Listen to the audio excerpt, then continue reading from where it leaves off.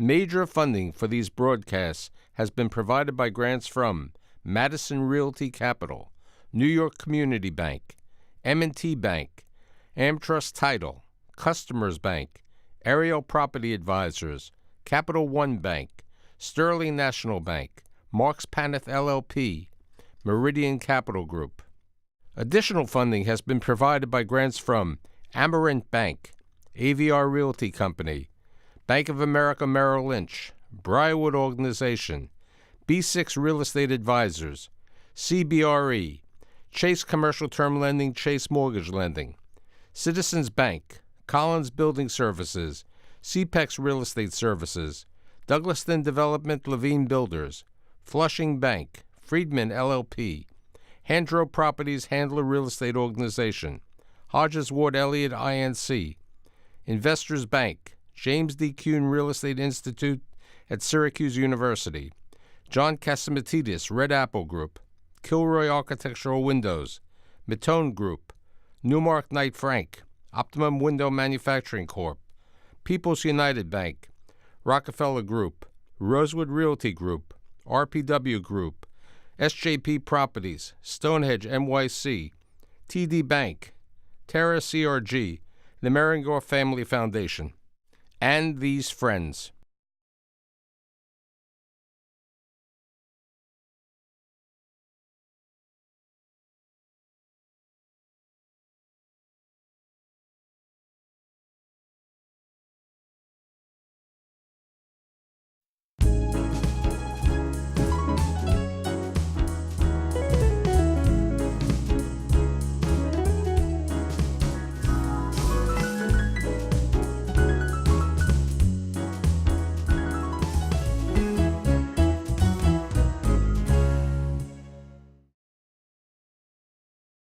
The Bronx, Roosevelt Island, Bronx Science, Grinnell College, Hunter College, New York City for supportive housing, Breaking Ground.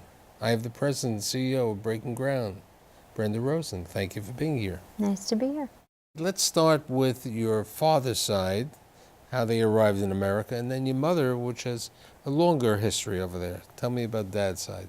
Yeah, my grandparents on my dad's side came over here when they were fairly young. My grandmother came over when she was a baby. Where did she come from? Poland. And my grandfather came over from Russia when he was a bit older, and he was in his teens. And they moved to the Bronx. How they meet? Any idea? I don't know how they met. So they moved to the Bronx, and what did Grandpa do? He had a hardware store up in the Bronx, but then lost it in the Depression and spent most of his life working in a hardware store on 9th Avenue in Hell's Kitchen. Okay. Now let's talk about the English-Scottish people, the other side, Mom's side. Yeah. Tell me about them. Yeah, so they're a bigger family. Everybody either grew up in London or in Glasgow. And my grandmother and my granddad met when they were in their early 20s in London. And they married, and he went off to World War II in the Navy. And one of my uncles had been born, so they stayed with my mom during the Blitz in London. So they spent a lot of their time in underground shelters, bomb shelters. And then after the war, my grandfather came back and had another child, so I had two uncles. During the war, actually, for almost a year, my mom was sent away and separated from her mom, sent to Wales because it was just too dangerous in London. She said that she used to, after they'd spend the night in the bomb shelters, they'd come up in the morning to see what buildings were still left, and they were always hoping that their public school was gone. But that building always seemed to survive. So when did your mother's parents come over? My mother's parents always stayed. They stayed in London. So when did your mother come over? My mother came over after my grandfather said that she was a woman and didn't need to go to college. And my mother came over to Virginia because we had some third cousins or something like that that nobody really knew, but she got permission to come over to visit them. So she came over to visit them. She was here for months, and then decided she wanted to go back home to London. It was time, but she didn't have enough money for a plane ticket. So she got on a bus, came to Port Authority, and then ended up renting a room in a hotel at the Times Square Hotel on a week-by-week basis while she worked in a bakery to earn enough money to go home. Tell me about Dad. My dad grew up in the Bronx. Again, his dad was off working like 7 days a week at this hardware store. He went to school in the Bronx. He went to high school, DeWitt Clinton in the Bronx. And then he was a Marine in the Korean War. And while he was in Korea, his dad had a heart attack and passed away. He came back and kind of was trying to deal with that and looking for jobs, and he became a security guard at the Metropolitan Museum of Art. And how does he meet Mom? Well, she had no friends except for the person that sold newspapers in the lobby of the Times Square. And so before going off to the bakery every morning, she'd say hi and she'd chat with him. And my dad was also friends with the person who owned the newsstand in the Times Square and would come by once in a while to say hi. And the person that sold newspapers decided that my mom needed a friend besides him and introduced my mom and dad in the lobby of the Times Square Hotel. And So when does Mom and Dad get married? got married about 6 months later. It was pretty quick, 1961. So it's 1961, and you have an older brother, if I remember. Yeah, 2 years older. Okay. And then Brenda is born. You were born in the Bronx. Yes. So tell me about the early days before Roosevelt Island, which has great story in your life. Grew up, started my life living in the same apartment that my dad had grown up in Norwood, the Norwood section of the Bronx, which when he grew up there, it had been kind of an Orthodox Jewish community. By the time I was a child growing up there, it was very Irish Catholic, so much so that I went to church with my friends, and I specialized in Irish dancing, so I can do the jig and the reel quite well to this day. And then you said the neighborhood was changing. The neighborhood was changing. The building that we were living in was not the safest. My Was parents, it a 5-story walk-up? It was a 5-story walk-up. We lived on the 4th floor, and I distinctly remember you had to be very careful about what you plugged in. You couldn't plug in the toaster and the TV at the same time. You'd blow a fuse and have to go down to the basement of the building. And God forbid you to have a fire. Yeah. How do your parents end up at Roosevelt Island? They read about Roosevelt Island. It was brand new. I think it had opened in '76 and was advertising kind of low-income housing and looking for people to go. It was an experiment at the time, and we were fortunate enough to get an apartment that was affordable for us, and so we relocated. So one day, the 10-year-old with her 11-year-old brother, right? Mm-hmm. What happens? Well, we were actually, it was about 9 days after we moved into our apartment on the island. It was in the summer, so we were at this community pool on the island, and we came home and all we saw were fire engines everywhere. And after hunting around for a little while, found out that we couldn't go into our apartment because it was our apartment and a few others. Which had a fire. Which had a fire. And destroyed all of your family's possessions. Everything. And what happens? Because it's very interesting because of your own career for supporting people. Yeah, what happened was my parents were at work. I was with my brother. Your dad was at the museum at this time? Mm-hmm. And Mom was doing what? My mom was a records keeper at JCPenney, I think it was. And we couldn't find a way to call my parents. The management office wouldn't let us use their phones, so a neighbor took us in and let us call them and say, I think you should come home because we've had a fire. I don't think they really necessarily believed us. We were only, 10 and 11. And they came home and everything was gone. And when we asked for help, we were told that we had to go into the shelter system, that they had nothing for us. So there wasn't a shelter on Roosevelt Island? No, we knew nothing. So this couple over here with their 10 and 11-year-old are told that they have to go into the shelter system in New York City, which really wasn't a great system at that time.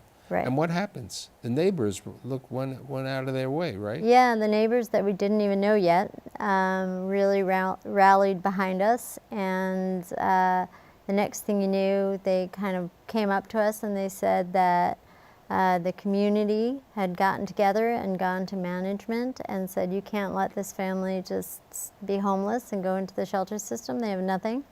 And because Roosevelt Island was so new, there were so many vacant apartments. They coerced the management into giving us a vacant apartment that we moved into, and we slept on the floor for a few months while my parents' jobs took up collections and all sorts of things happened to get us back on our feet. So now you're in Roosevelt Island, where you went to public school. Mm-hmm. And then what happens is you graduate, you're finishing junior high school at this time, and then you were trying to go to one of the schools in the city, like Stuyvesant, Hunter, Bronx Science. And what happens? Well, were you a science student? I was a science student.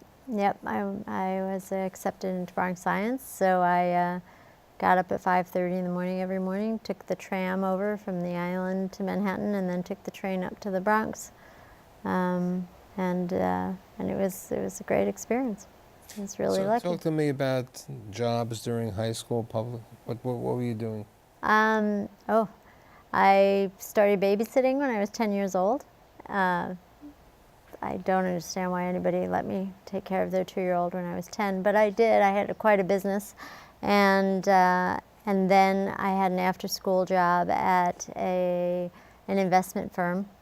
So in between sports and school, I would work about 3 days a week after school, filing. Well, what about law? Because you also went to Cardozo. Yeah, well, while I was in high school, a lot of things started to dawn on me, including how things had not gone. At the end of the day, things went well for us on Roosevelt Island. We ended up having a great life there, but we weren't treated all that well when the fire happened. And I'm to this day incredibly appreciative of the help we got, but I realized that without that help, our entire lives could have been incredibly different. And so I went through a period where I was angry, and I had decided that in one way or another I was going to go into public service. I don't think I knew for sure, although I was already thinking about law school when I was in high school, maybe because I like to argue with people, I'm not sure. So how did you decide to go to Grinnell College? The only way that you could legitimately get out of a high school class when you were a senior at Bronx Science was when the college recruiters came and allowed you to skip class to go down and see a presentation. I was in physics and hated physics, and took a look and saw that this school from Iowa was coming and presenting, which I never ever considered, but it seemed more appealing than physics. So I went down and I listened to the person talk about the school and walked out and thought, that sounds kind of interesting and entirely different than what I'm used to.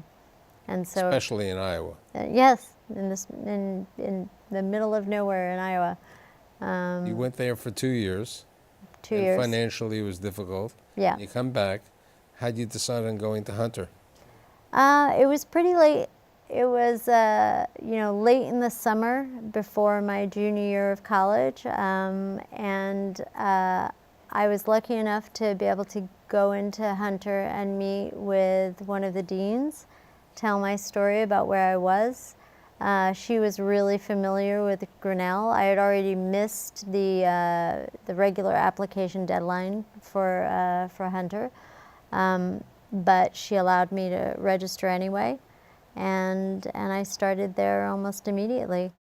Scholar program, tell me about that, which has also change on your life. Yeah, Hunter was amazing and offered these incredible programs, one of which still exists. And I got involved with something called the Public Service Scholar Program, which was for kids that had a certain GPA, but were also interested in politics and urban affairs. And so I was accepted into that program, and at the time, you had to take a certain number of classes and also do an externship for 20 hours a week for some sort of stipend. And Ruth Messenger was the councilwoman of the Upper West Side, and I was able to take a class with her on city politics and also intern with her for the year. And at the time, Gail Brewer was her chief of staff. And so I was able to get involved in all sorts of different things that they were working on. And once I did that, I knew that something in government was calling my name. I just wasn't sure what. So what happens next? After I graduated Hunter, I took 2 years off to save money to go to law school. And what were you doing? I worked for Roger Ailes. I thought so. But Yeah, this is when Roger was in the publicity business. He was doing Giuliani's campaign for mayor, doing a lot of national campaigns, George W. Bush. So we disagreed about almost everything, except it was a tremendous opportunity to learn a lot, and so I don't regret it. And I was able to save money to then go to law school. So you decide on Benjamin Cardozo Law School, part of Yeshiva University. Yep. And over there, tell me about the summers. What did you do during the summers? 1 year I worked at the U.S. Attorney's Office in the Civil Division. Another year I worked for the City Council, the Council of General Welfare. Which was more up to what you were finishing. Yes. So you graduate Cardozo, you're a lawyer, you're an activist. What happens now? I start looking for a job, and I found a job with the Department of Homeless Services. And the Homeless Services at the time was young. It had originally been part of HRA. It had become a bigger agency, and the need was becoming bigger. And so it was allowed to be its own agency with a sunset clause. And so I joined the city agency when it was young and small and a bit chaotic, and that allowed me to do a lot of different things. So I had an incredible opportunity at DHS. I thought I was just going to be a staff attorney, kind of doing your regular legal briefs. We were getting sued by Legal Aid Society all the time. So it was a very busy time, and I was both a lawyer, but I was also asked to go up to the South Bronx and re-engineer and run the intake center for all families that were claiming homelessness. There's a central intake center. There still is. It's been renamed and been rebuilt. It's much more beautiful now. But if you said you needed shelter, you had to come through that building, that intake center, and I was asked to go run it. So after the intake center, how does this nonprofit organization, Common Ground, find this individual? How did you end up there? Common Ground was in construction, rehabilitating its second building, and the founder at the time was looking for a director of the second building and had relationships with the Department of Homeless Services, happened to call over and say, do you have any great people that you'd recommend I try to steal from you? And my name came up, and I went over to meet with her and thought, this looks interesting. I've done operations before. I've been on the side of defending the city, and now I have an opportunity to work kind of on the other side where people that are homeless are coming into housing for services, and thought I'd give it a shot for a few years. And that What year is this? 1999. So it's 1999. You go to this nonprofit, which was small at that time, and one of the first projects that they did was the Times Square Hotel? The Times Square. Right. So tell me about the Times Square Hotel and then the Prince George Hotel. So the Times Square Hotel was the first building that Common Ground rehabilitated on the corner of 43rd and 8th, and happened to be the same place that my parents met. And then So what do you mean by rehabilitated? well, if you know Times Square in the 80s and the 90s, it wasn't the place you really wanted to hang out. And the hotel was very run down. It had, in its glory, been really beautiful. It was very run down and really rampant with drug users and people that sold drugs, and rented out on a day-by-day, week-by-week basis. But it was not adding value to the community. And so Common Ground saw an opportunity to purchase the building and use low-income housing tax credits to turn it into what still stands today as the largest supportive housing building in the United States. So permanent housing with 650 apartments, 60% of which, so over 300, that were rented to people that were homeless coming out of shelter at the time, and the balance of the building going to low-income people. What about the other? The Prince George. So the Prince George was the second building that then Common Ground saw as an opportunity to rehabilitate. It had been a welfare hotel. It had been used for similar purposes. Families had been put into studio apartments, and the city had shut down the hotel. We purchased it and again used low-income housing tax credits and historic tax credits to renovate the building and turn it into 416 apartments for formerly homeless people and for low-income people. You have a son and a daughter. Tell me about them a little bit. My daughter just turned 18. My son just turned 16. Their names? Maddie and Dylan. Right, and she's going to be going to college? Yes, in about 7 months. She's very excited. We're all very excited. Right, and Dylan? He's a junior in high school. He goes to the Garden School. It's a small school in Jackson Heights, Queens. He's just starting to think about college. So you come back to Breaking Ground. I came back and I started as the head of all of housing operations. Right. Explain for my audience, what is supportive housing? Supportive housing is affordable housing, rent-stabilized housing, like any other affordable housing in the city. The difference is that we have an abundance of services that are on site inside the building to help people become and remain stable. And so that can include psychiatric services, primary medical care, case management services, entitlement services to make sure that you're receiving the benefits that you're entitled to, all sorts of workshops that help people become and stay self-sufficient. So we have a community-supported agriculture program at the Prince George that's been around for 19 years now, where tenants and people in the community buy shares into this farm from upstate New York. Vegetables and fruit are brought down in the summer, and people come and collect their vegetables, and we give cooking classes to help residents understand how to live, cook on a budget, eat healthy foods. And really, the services that we offer in the building, all of the ones I've named and a lot more, are voluntary. So you don't have to. You have a lease. You're just like any other tenant. But what kind of the secret sauce of supportive housing is that we have a team, whether it be Breaking Ground or Breaking Ground partnering with an excellent social service provider. We have a team of people whose jobs it is to engage with people and help them understand that if they let us help them, they can rebuild and restore their lives.